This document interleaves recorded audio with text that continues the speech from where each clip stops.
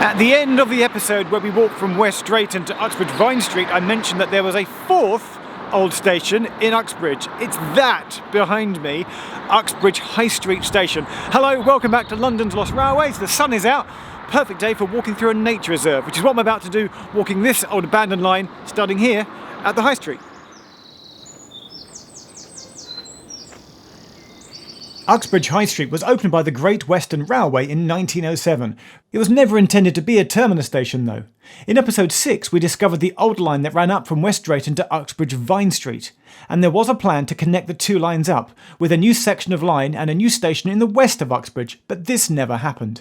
The 2-mile-long branch struggled to attract passengers, closing during the First World War, and a limited service ran when it reopened. So the line closed completely to passengers in 1939, and as with many old lines, carried on for freight until 1964 when it closed completely.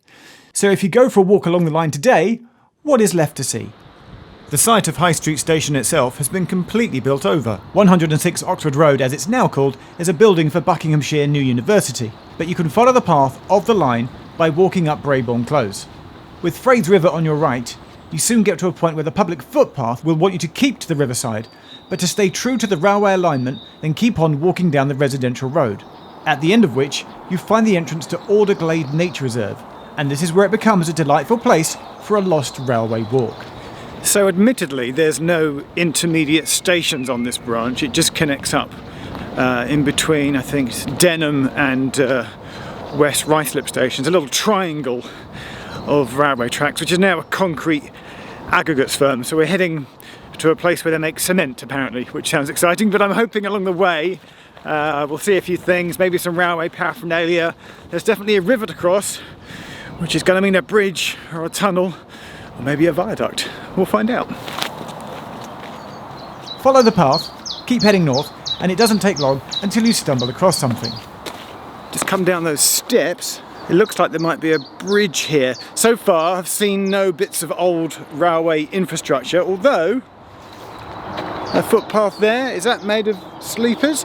But you can't carry on straight because there's a sign saying private keep out, but the railway definitely went here because there's a tunnel underneath. I mean, I say tunnel, it's clearly, a little bit of an echo, it's clearly just a foot passage underneath. Definitely the old railway up there. On the plus side, no shopping trolleys or allotments so far. I mean, maybe you like shopping trolleys and allotments, but none spotted so far. I'm just trying to decide which way to go. I went west, and you cross a river, mind the ducks, and the path becomes a track in a field to the side of the alignment, and a background noise that had been distant but getting louder for the last few minutes then becomes apparent. Ah yes, it's the A40. This obviously wouldn't have been here when the line was in use, and certainly what I discovered next was something that I hadn't been expecting at all. This is the graffiti gallery under the bridge, and yes, it's even called that on Google Maps as a point of interest. So I've negotiated my way under the A40, come out on the other side as I've come through, and look what I found. Definitely old railway sleepers. Something used to be attached here. I'm taking this as I found some railway infrastructure. Tick. Unless they're not old sleepers and part of an old fence? No, they definitely look like sleepers to me. Back on the alignment and back on the path, you come through a gate. This is Freyds Farm Meadow. And it's at this point here that there's a river that the railway would have had to have crossed. So I went looking, and you can't get up onto it, but from the side, there it is, an old bridge that the tracks would have once been on. The map even shows the path of the railway line here as the route to walk along, and I stayed on it and kept heading north. What I got to next were two lakes, one on either side of the old alignment. A tranquil spot with only some Canada geese for company. A perfect moment to just sit and contemplate life and perhaps imagine a steam train chuffing past 100 years ago. Reminisce over, back to the real world. And that might be it.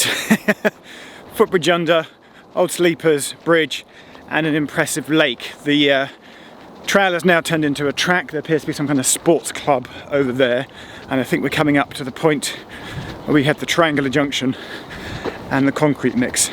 Let's have a quick Google 3D view. Yes, you can see here perfectly where the two curves of track would have come in, one from the west and one from the east. Nowadays that's part of the Chiltern Main Line. And you've also got the Grand Union Canal to the west as well, running in a perfectly straight line. Actually, that would be a good place to go for the wrap-up. And to finish, I've come by this bridge just up the path on the Grand Union Canal, because if there's one thing I like more than railways, it might just be canals. I suspect you might do too. That is the end of episode 12 of London's Lost Railways. Please press subscribe. Playlist as well coming up if you want to watch all the episodes in the series. And the next one, number 13, is the one that I've been looking forward to the most. Parkland Walk in North London, coming in the next episode. Thanks for watching.